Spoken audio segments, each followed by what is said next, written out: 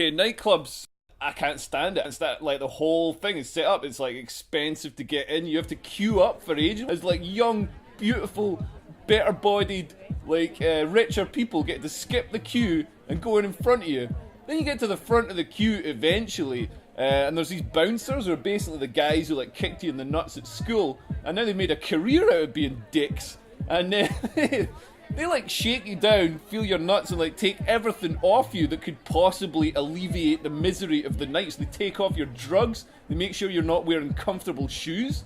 You get in, you find out it's empty, and everybody's standing outside in a queue. Everybody's basically paying to go and stand in a queue outside. You'll be with girls and stuff, so you'll be like, you know, I'm getting a pint, do you want a drink?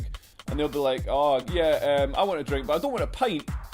You have to stand and watch some like guy in his stupid haircut shaking up limes and sugar and whatever the fuck else goes into these things. Or they'll want a glass of wine. Glasses of wine. A large glass of wine is like a third of a bottle of wine. Like, I drink a pint of Foster's, I've had nothing. Nothing! There's no booze in my body. Girl drinks a glass of wine. All of a sudden she's hammered. And also it takes longer to drink, so she's not gonna get around it.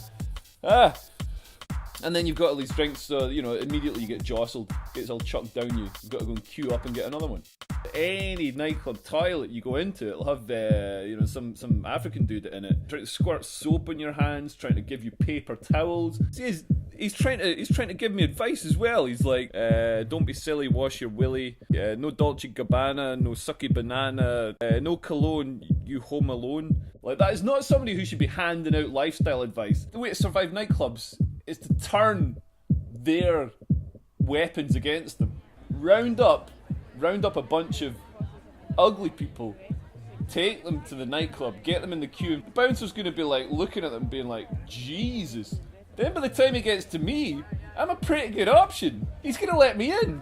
You've got this incredibly loud environment where nobody can communicate. So he's like, oh, no, I don't want a pint of beer. I want one of those cocktails that cost 3 times as much, and you have to stand for 25 minutes while they assemble it from fucking Airfix components. Be like, oh, it says he's out of all that wanky shaky stuff, so here's a pint of Foster's.